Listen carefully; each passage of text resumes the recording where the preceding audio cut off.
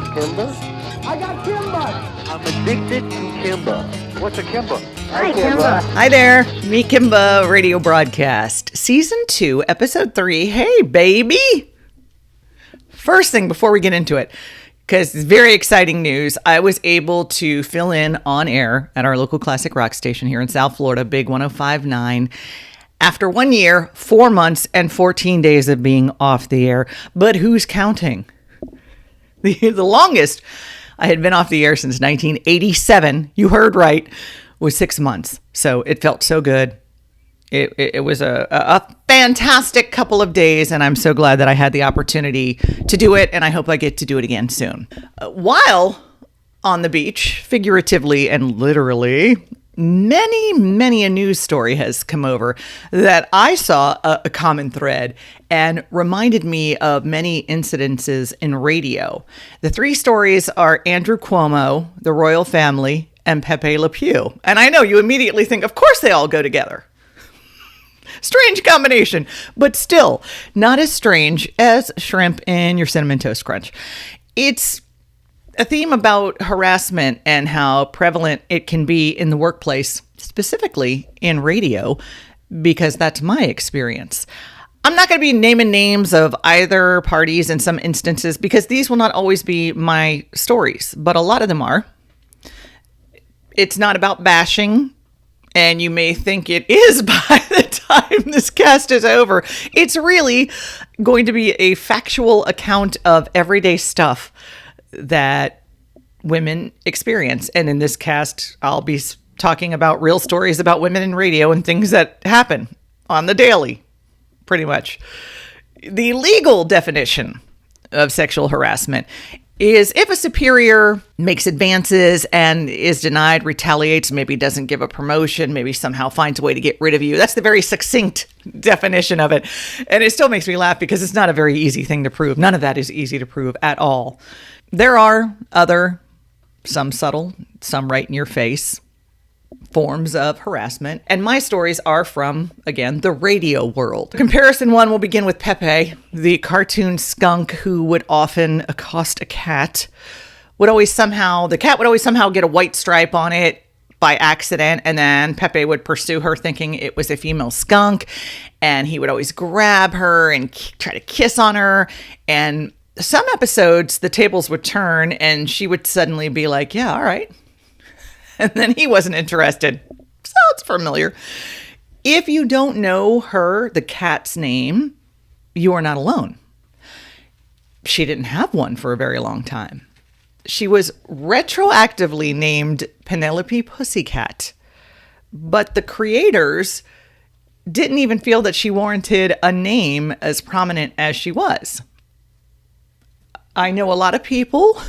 I saw the comments and the post and the memes. A lot of people were upset that Pepé was being removed from a film. And I saw memes about something to the effect of how Elmer Fudd would shoot things and animals, and you don't see people doing that because they knew it was wrong. However, big difference in the time that cartoon was out, and especially at the height of its popularity, it was rather accepted in society that it was okay to grab or touch a woman without her consent, whether you knew her or not. It was a way different time, that maybe he's trying to cajole and she's playing hard to get, that kind of attitude.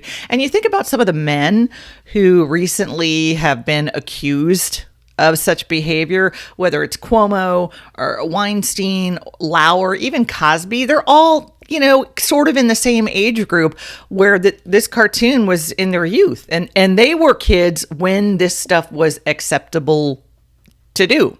And that thinking is still around. And it happens to this day. I have a female colleague who would do broadcasts at, say, a Hooters or Twin Peaks, one of the female-oriented server type places. And many of the male clientele would come up and put their hands on her, whether it be to come up and put their hand around her waist and want to take a picture or try to hug her and just come up and do it like it's okay. I have another colleague, if she would make a mistake on the air, her superior would come up behind her and start poking her in the back while saying stuff like, "Why did you do that? Didn't you know that was wrong?"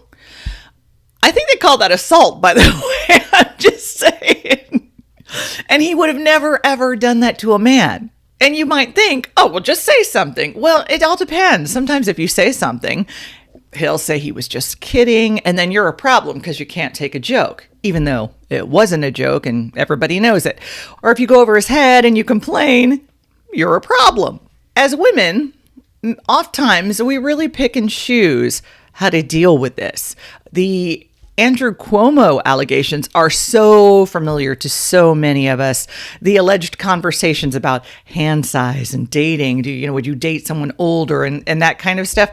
We had, and I say we because there were several women employed, and we had a male colleague that would, to any female employee that happened to wander in his path, in his vicinity, would say something to the effect of, "Oh, you look happy this morning. Did you have sex last night?" Or, "Oh, your skin is glowing today. Did you have sex recently?" Just really skeevy and most definitely unwelcomed. Truly, most of us ladies in radio have a really good sense of humor, but ew, dude, like really? And what made it even worse was that he had a wife and 2 young daughters. I can only imagine if his daughters were 20-something and came home and said, "Oh, Dad, one of my older coworkers said, wanted to know if I had sex last night." Yeah. Another guy loved to hug. And there's nothing necessarily wrong with that, but he hugged full body and lingered a little longer than he should have in the hug. And then he would start kissing your forehead. Sounds very Pepé-ish, sort of. It was just a wee bit too handsy. And I know that a couple of these guys that I've mentioned did have HR complaints, but I don't know what kind of discipline in any, because all I know is that they were still there and, to my knowledge, never really stopped their modus operandi. I had something happen to me twice, which is just, I don't know. It's caused some very analytical thought process going on. The dress code of most radio DJs leaves much to be desired. You have the people who really, really dress down. Shorts, flip-flops, they may or may not shower before coming in. And then you have the majority of us who dress, it's just very casual. It's usually jeans and a top type thing. I mean, you're in a studio alone for hours, so comfort was always key. A lot of this was before cameras, but even still, it's a very casual type of thing. The first time it happened, I was really one of the few females in the building, but one of the only females on staff. And I would usually wear jeans and a blouse. I wasn't a big t-shirt person, so it was usually something like the top, more Converse, maybe a Doc Marten type boot, maybe sandals. Well, one day I wore a dress, could have been a sundress, I don't recall, but I do recall a very high-ranking guy in the company, not necessarily my station, in the company, saw me and said, "Oh, wow, Kimba, you look like a girl today." Now, you may laugh at that comment now, like, "Oh, that's funny." But I was like, what? In my head, my response was, "And wow, you look like an asshole every day." But I knew I couldn't say that out loud. I mean, he didn't say, "Oh, you clean up nice," or, he specifically said, "Wow, you look like a girl today." And here's the thing, think about it. My hair was the same. My face and my makeup were the same. The top of the dress probably could have even resembled more of a blouse because, like I said, I didn't really wear t-shirts. Wearing a bra. The only difference was that I was showing a little bit of bare leg. And now, because of that slight change, I look like a girl.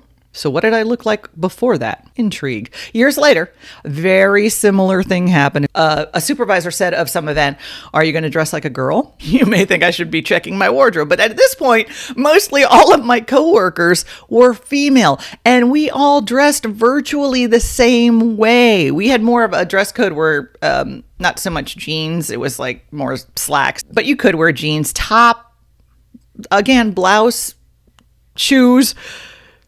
Rarely did I or any of my colleagues wear dresses. Rarely did we, because again, we're there alone and we're more for comfort than we're not doing a fashion show there. Yet he made that comment to me and no one else, which to me, lends to something else being at play, which I finally, when I connected the dots of these two things, I think it had less to do with how I dress. Let me put it that way. There was another supervisor who used to repeat a phrase that a male DJ used to say all the time, which was, "Women in radio, when will the experiment end?" Yeah, sure, it's pretty funny, except they didn't really mean it as funny. Say it and laugh about it, and the part about that was more aggravating is there is just as many guy jocks as female jocks that don't know what the hell they're doing. There's two different angles with the royal family story that stuck with me. The first is the guy who said that Meghan is a big fat liar. He's allegedly a journalist. I'm not even going to say his name. But you see, he said all that, and then you see videos of him saying that he went out for drinks with her. And in those videos, it was soon after, and you could tell he really had a crush on her. And then he was saying she ghosted him and never saw him again. And next thing you know, she's with Harry. But he said how much he really liked her. So basically, they went out for drinks. He thought it was more than it was. And now he's calling her all these, the Antichrist, basically. Well, there's a story about, I have two colleagues, male and female, really liked the same artist. And when that artist was coming to town, she said, "Hey, let's get tickets. Let's go." Apparently he took that to mean a date, even though there were no underlying overtones in their relationship up until that point. It was strictly work friends. They went. He insisted on buying dinner.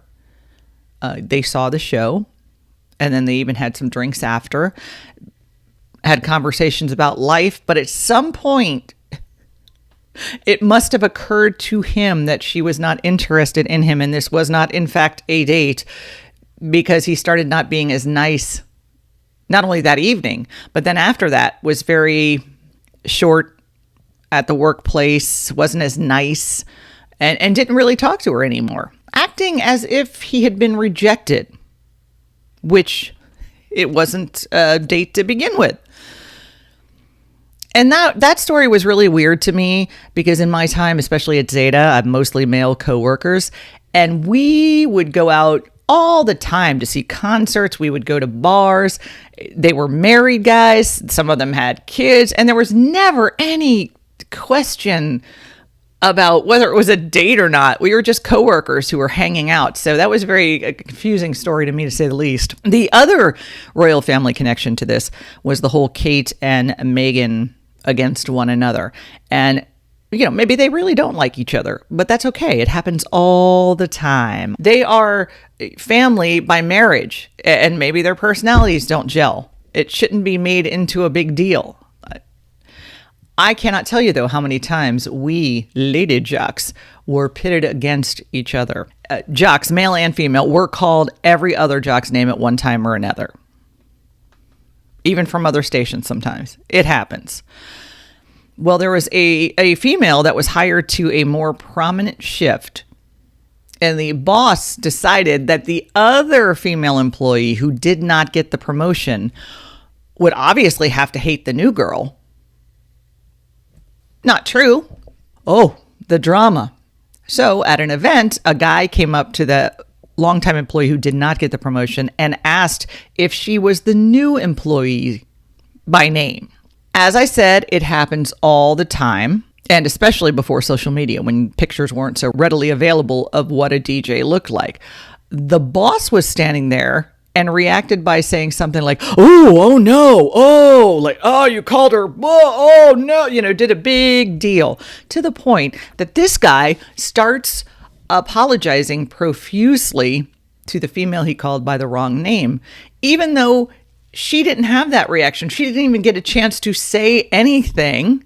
And as he's apologizing, she's trying to tell him, it's all right, it happens all the time, it's cool. But he basically took the boss's reaction and put it on her.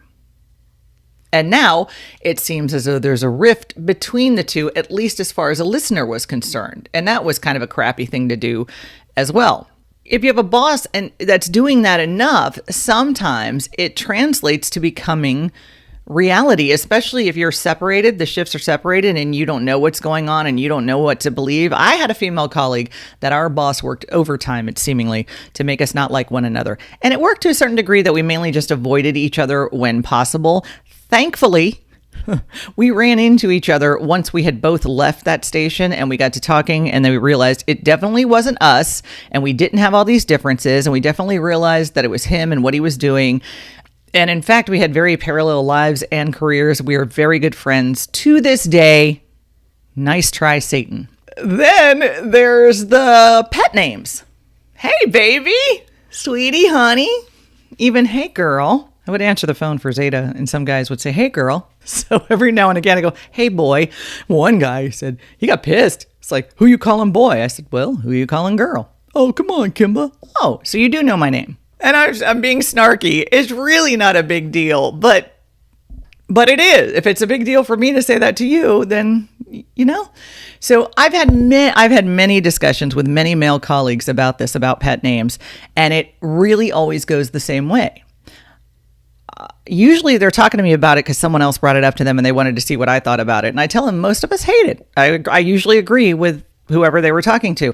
And they ask why. And I say, because it's a pet name, usually for a girlfriend or a wife or a loved one. And we are colleagues. So it smacks as more condescending or disrespectful or unprofessional, whatever term you want to put on it.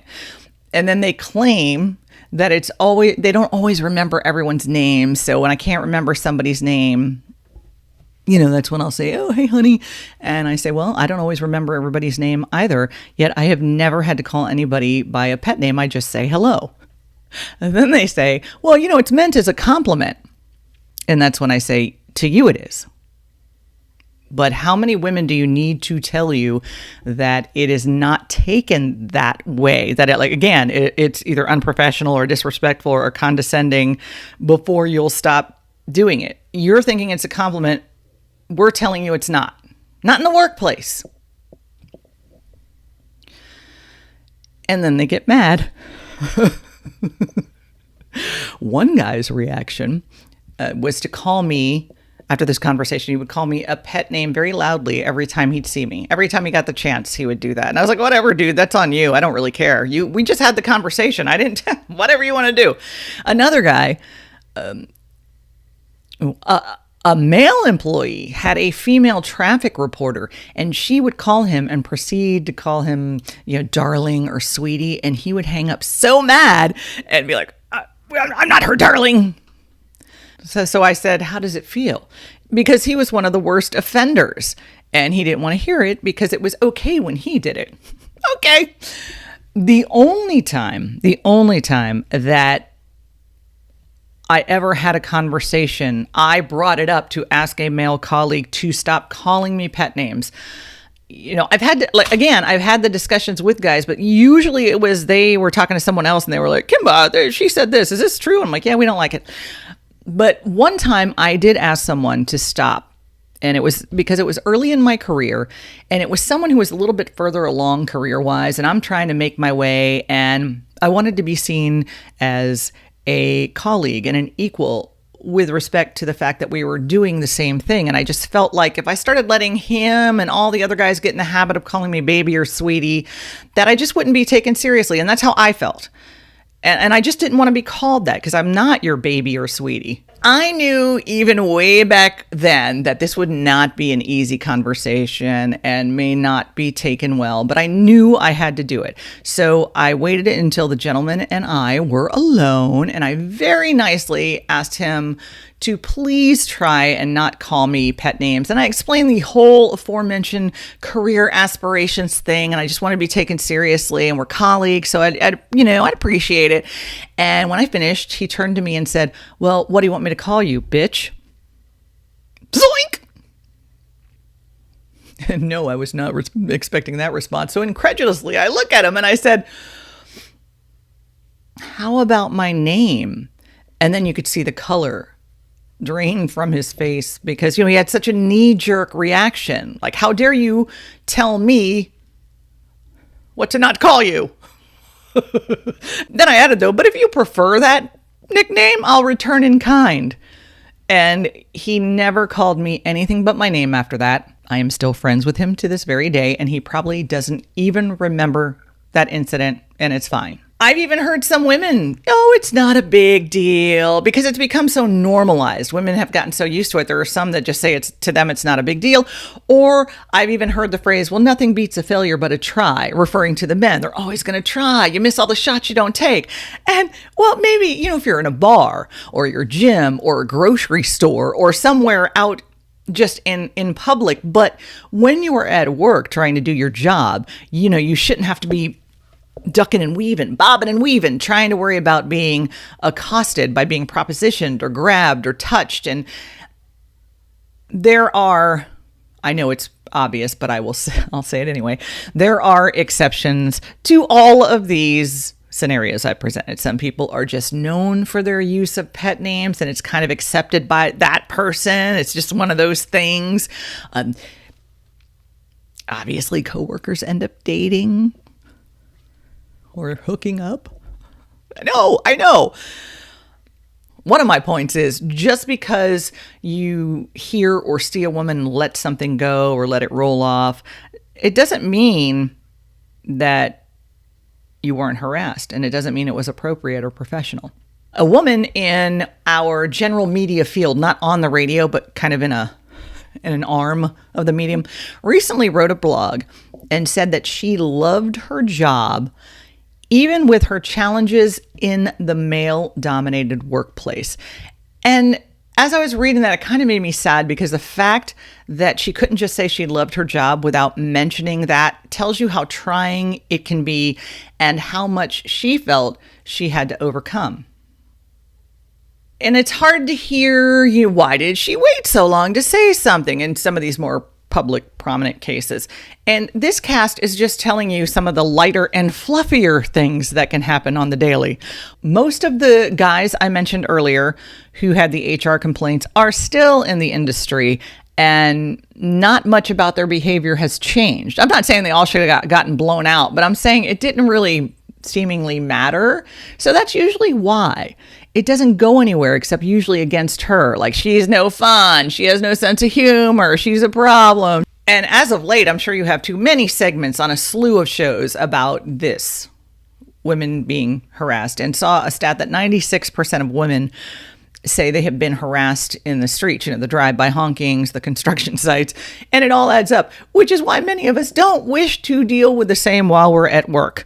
But by far the most annoying thing I've heard, and I usually hear it right after something like a Cuomo story breaks. You'll hear guys out. I don't necessarily even know them, but I've heard them. Oh, I don't even know what to do anymore. I'm afraid to say or do anything, that I might be accused of something. I'm afraid to. Yeah, you do. You know what to do. You know what not to do. You know what's appropriate behavior, and you know what's not. You know body language. I had a male coworker that I hugged every single day because that was our relationship. However, he did not go around and hug every other female in the building. Boundaries, body language. And just because you can joke and be ribbled with one female employee doesn't mean they're all going to take it that way. And the reverse is true. You can joke with some guys and some other guys wouldn't find it funny at all. So radio people, specifically the on-air programming portion of radio, very much known for salty, foul language on the female and male side. So everybody has a potty mouth, and that's pretty much accepted. However, you may go into the business department and may not be taken so well. It's called read the room. Pay attention to your surroundings. Get an idea. I mean, if you go up to hug somebody and their body language is like stiffening up, maybe not. It's not rocket surgery or brain science. But I'm glad that you allowed me to share some of the stuff that has gone on in the radio world, just to add a little more context to it in general. Thank you so much for being one of Kimba's herd. And thanks for listening to me, Kimba Radio Broadcast, Season 2, Episode 3. Hey, baby. This Kimba's on the